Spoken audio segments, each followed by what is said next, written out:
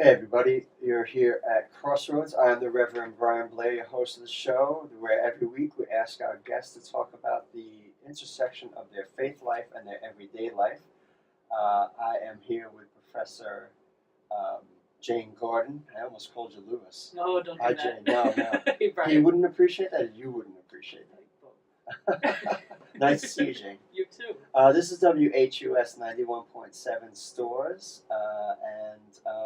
Jane, do you have any announcements about any programs that are going on or agencies you work with where any activities are coming up? You know, we just finished the 16th annual International Conference of the Caribbean Philosophical Association. Oh.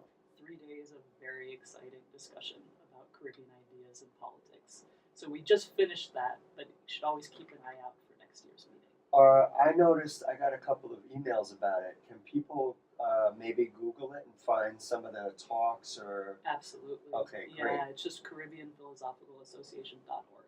Very good. Yeah. Thank you very much. Absolutely. And you enjoyed it. It was fantastic. All right. Well, one thing about what's going on around here is in August every year there is the steeplechase, and you're allowed to ride a bike, you're allowed to walk, you're allowed to run, whatever suits you. So please, if you don't mind, Google the steeplechase here in Mansfield, Connecticut.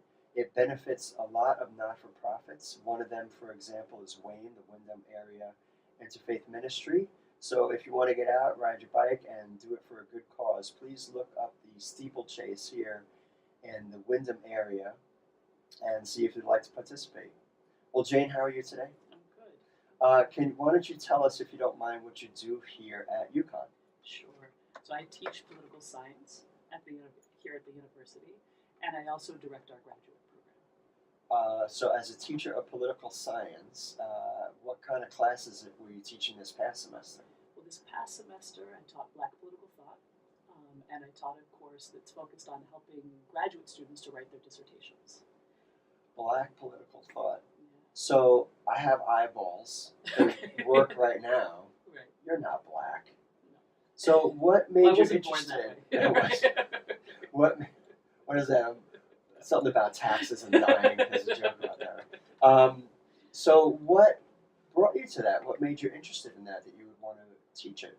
Sure. So I actually did work in Black studies before I ever did work in political science. And there were autobiographical reasons for that, but also political ones. And so I'm the daughter of two South African Jews, and they immigrated multiple times, but ultimately to Chicago, which is where I grew up. But both of my parents were only children, and so when my brother and I were kids, as soon as the school year would end, we would go and visit South Africa to take care of their aging parents. And the United States likes to prize itself on how well it realizes a lot of democratic ideals. Mm-hmm. But the main thing that struck me visiting apartheid South Africa was how much it was like the South Side of Chicago. And so from a very early age, I wanted to try to understand that. But at the same time, I always, and I don't entirely know why, but I was always really profoundly moved by Black thought, by the Black church, by Black music. And so for a long time was trying to figure out why it seemed that they manifested and expressed so many things that were so truthful and so profound and so urgent. And so I actually studied history as an undergrad, in part to try to make sense of all that kind of stuff. But I was always in conversation with work going on in Black studies or Africana studies. And so when I began teaching political theory, which is what I did my doctorate in, I always taught the history of ideas. You know, when you're a new professor, you always get asked to introduce the field. You know, that gets passed on to whoever has the newest PhD. But one of the things that really concerned me is when people teach the history of ideas, they typically begin in Greece, go to Rome, go to Western Europe, and then go to Anglo-America. And what I began to realize was it wasn't enough to say that there were other people who thought about politics and wrote about it, that unless I included those people on my syllabus, my students would have to take my word for it. Mm. And so I began changing up the way that I did that course, but it led to then generating other kinds of courses that were all focusing entirely on communities that people thought hadn't done the work that I do, which is political theory. And so I teach a class called Historical Women Political Thinkers. I do a course on Indigenous thought and politics, and I do a course on Black political thought. And in all of those cases, what you have is people who were deliberately shut out of the political sphere And then there were all kinds of rationalizations for why that was supposedly the right thing to do. But none of those communities accepted that situation or accepted those arguments. And so they generated a whole history of responses that have all kinds of rich ideas that continue to be useful. So in all of those courses, I go through those themes. And you had mentioned Lewis earlier by accident, Uh-huh. but one of the arguments that Lewis has made that's really useful when teaching that material is he has said that one of the distinct contributions that Black people in the modern world have contributed to political life is some of the deepest reflections on what it is to be a human being. That there are many communities of people who've been oppressed and who've been marginalized, but there are few people who've had their humanity questioned and denied more systematically. And so it doesn't matter the political spectrum of the Black thinker, they can be a political conservative. There isn't a text in Black political thought that doesn't consider what it is to be a human being. And so that's one of the themes that we work through. But one of the arguments I make, as you're asking why do I do political thought, is that the reflections that Black people have contributed to the modern world definitely benefit Black people, but go well beyond being valuable only to Black people, because they're really reflections on how we could have a more just world, and a world where more people are more meaningfully free. And so one of the things that I actually consider the biggest achievement of the class this year was I had a very diverse group of students. It was a small class because it was writing intensive, so there are 19 of them. But it was a big array of students in terms of race and religion and ethnicity and class. But there were a number of them who could see the immediate resonance between what we were reading that had been written by Black people and some of the issues faced by their own communities, whether they were Hindu or whether they were Muslim or whether they were Afghani or whether, there are so many resonances in the diagnoses that have been offered. And so one of the best reasons, I think, to teach anything, including Black political thought, is if it offers very useful resources to how to better understand our times, then you're not wasting people's time. And so and that's how we felt about that class. The question was, what do you do here at UConn? And in a roundabout way, you answered that better than the final question. I really appreciate that. That was good. I just want to ask something.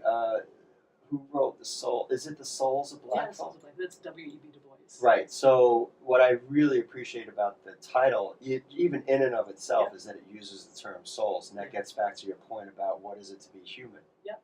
Yeah.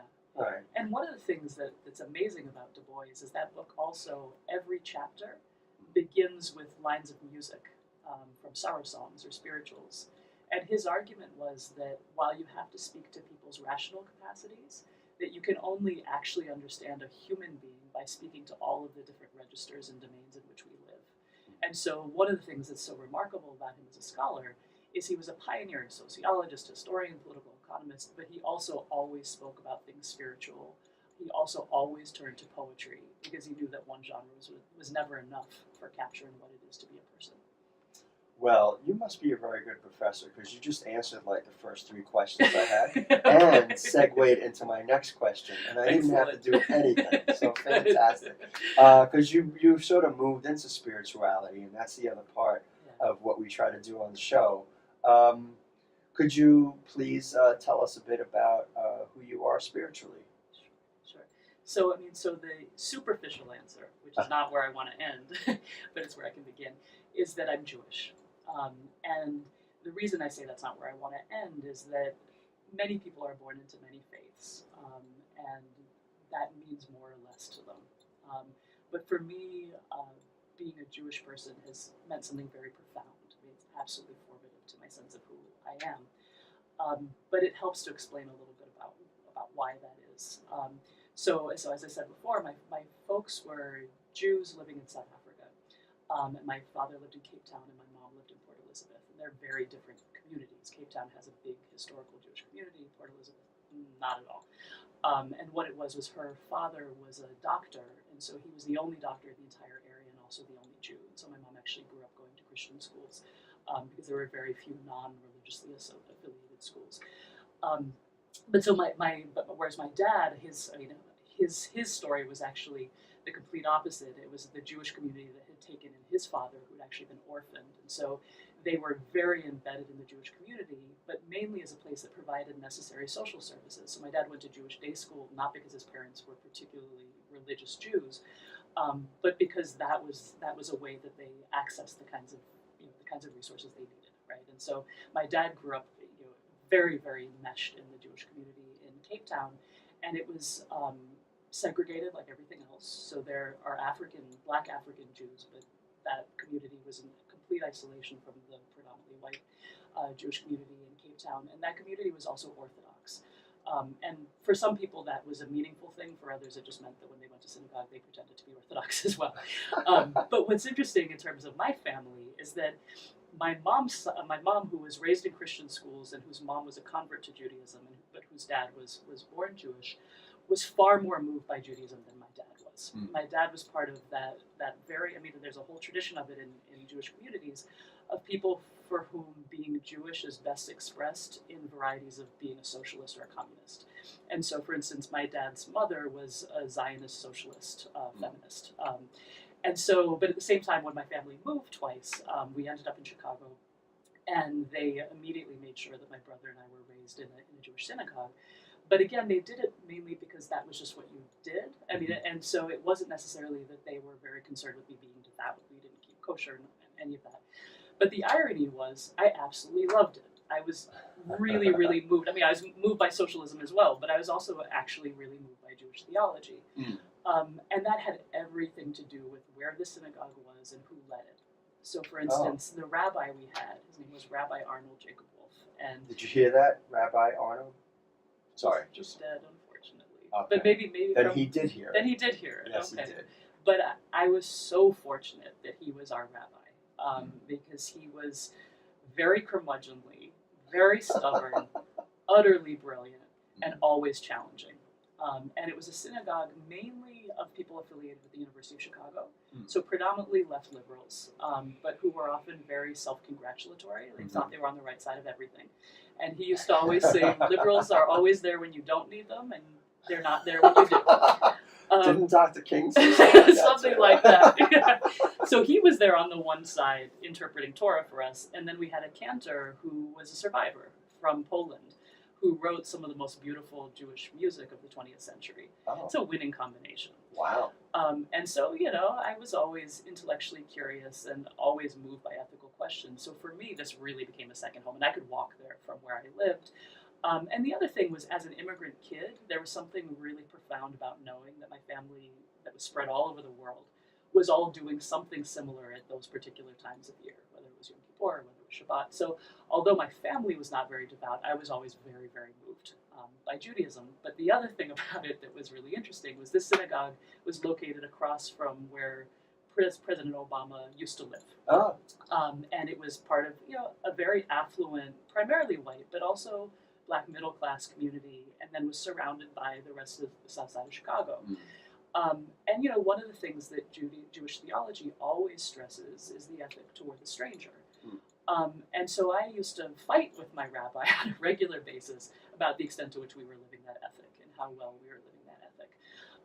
But it was a really fruitful fight, because in many ways it informed a lot of the rest of what I would go on to do. But the other thing, which goes back to your question about why Black political thought, is when you have geeky kids reading Jewish theology and thinking about it too much, which is what I was doing, I really thought and took seriously that I was the descendant of Israelites who had been enslaved in Egypt, and that I had a special obligation to live as if I had that direct connection.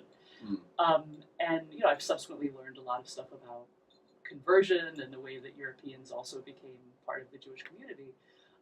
But I really took that very, very seriously. I didn't understand quite how I turned out as pale as I did, given that history and that legacy.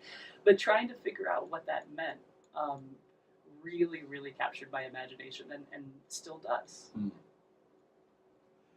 You have a lot to say about how you grew up in your faith. And again, you ate up like 8 of my questions. Okay. That's fantastic. But you've got more. So let me ask you this. So you've become a political scientist. You've made a life of it. And you grew up caring very much about your faith practice. How has one informed the other? Sure. So I know the theme of the show is intersection. But I would say when it comes to faith that it's not really a matter of intersection. that at least the way that I understand faith, it's expressed in everyday life. So it's not that there's faith and there's everyday life. It's that everyday life reflects, one's commitments. And so if there's faith, then it's going to reflect those commitments too. And so, I mean, at the most direct level, um, so my husband and I are part of a Chavurah, which is a Jewish group that doesn't have a rabbi and doesn't have a synagogue. And it's a really, there are a lot of these groups, right? They're self-run, cooperatively run groups. A lot of them began in the 70s. Ours is 40 years old, so it's a little bit younger. But it's basically a group of Jews who are significantly older than me, but for whom it matters to be Jewish, but they don't want all of the financial constraints that come with having a religious building. And so a lot of the people in our Chavurah, they're retired civil rights lawyers, they're retired school teachers, they're retired social workers, and they run this group, right? And so my husband and I joined the group when we came to Connecticut. And one of the things that it offers in the past was bar and bat mitzvah training for kids who are members of the group. But the problem is there are no kids who are members of the group. And so we were trying to figure out how to do our work. And one of the things that we decided to do is that there are a lot of older Jewish women members who weren't able to have bat mitzvahs because they belonged in synagogues where women weren't allowed to come on the bima and pray from the Torah. And so we started a study group, this friend of mine and I. And so each month we meet and we read Torah together. It's a group of women. And it's fantastic. And I find that it's something that I mean, given what you were saying about intersections, I've usually thought of as very separate from other things. But I find that monthly meeting around Torah really does inform what I do for the rest of the month in the classroom. And so, for instance, there's a lot of work that I try to do around questions of justice, but there's also very mundane forms of justice. And I find when it comes to what I try to do in the classroom, that a lot of what I spend a lot of time caring about and trying to prioritize are things that I really see as matters of justice. So, for instance, I was very lucky to grow up with two parents who were published writers. And I didn't go to a school that taught writing very well, but they sat me down and taught me how to write well. And not many people had that opportunity. And so, for instance, one of the reasons I said earlier that my classes are very small is I like teaching writing intensive classes because I think one of the most important things you can do is to help people to develop their voice. And one of the best ways to do that is through writing. But similarly, just being a responsive, attentive professor who tries to offer whatever it is that I can that's useful, I don't see that as being great. I see it as a simple, straightforward matter of justice and as an extension and expression of my commitments. One last thing, I know I'm giving long answers. You're giving great answers. Okay. Keep going. Is one of the I do often talk about being Jewish in the classroom, and one of the reasons why is, like many other people, I'm very, very critical of the state of Israel. And one of the things in contemporary U.S. politics is it's been very hard for Jews who are very committed to being Jewish to criticize Israel and still be seen as representatives of the Jewish community. And so one thing that I often try to do, without belaboring it, but where it comes up in the classroom, I'll often say very openly, my parents, when they left South Africa, first went to Israel. They made Aliyah because they had been raised to think that was a future socialist paradise. And they landed there, and it was a lot like South Africa, and it's only become more so. And so I'm very, very critical of what's going on there. I actually think Jews should remain an exilic people. I think that's our historic fate and destiny. But at the same time, I'm absolutely committed to being a Jew. And so I think it's very important to represent different versions of what it is to be part of the legacy of the people to whom I belong. When you say that you believe Jews should remain an exilic people, yeah, what does that mean? And how do you see that that's not really being fulfilled right now? Sure. So this is an idea that I'd sort of thought about it in an incoherent way, and then I read the writings of Hermann Cohen, who was a German neo-Kantian, and he argued that the fate of the Jewish people from mythic times forward had always been to be strangers in foreign lands. And so part of the obligation of Jews was to figure out how to live in places where they were not normative, where they weren't the hegemonic people. It was to learn to coexist with people who were different. And his view was that was what it was to be a Jew, that our homeland was the Torah, our homeland was tradition, our homeland wasn't a physical territory. And so in many ways, our task because there were other groups who shared as well, that there was all of this Jewish theology devoted to the question of how you embrace that situation of always being in exile. And so he didn't think there should be in Israel, because the view was the only way for there to be in Israel was for other people to be displaced from their land and to try to make ourselves as Jews the dominant people in a nation. And he didn't think that that was something that we should do. He thought it was inconsistent with being Jewish, and I agree with him. But then we wouldn't have the Uzi. I'm sorry, I couldn't resist. I totally couldn't. I shouldn't have said that. Well, how radical do you feel in the context of this particular era and where you live?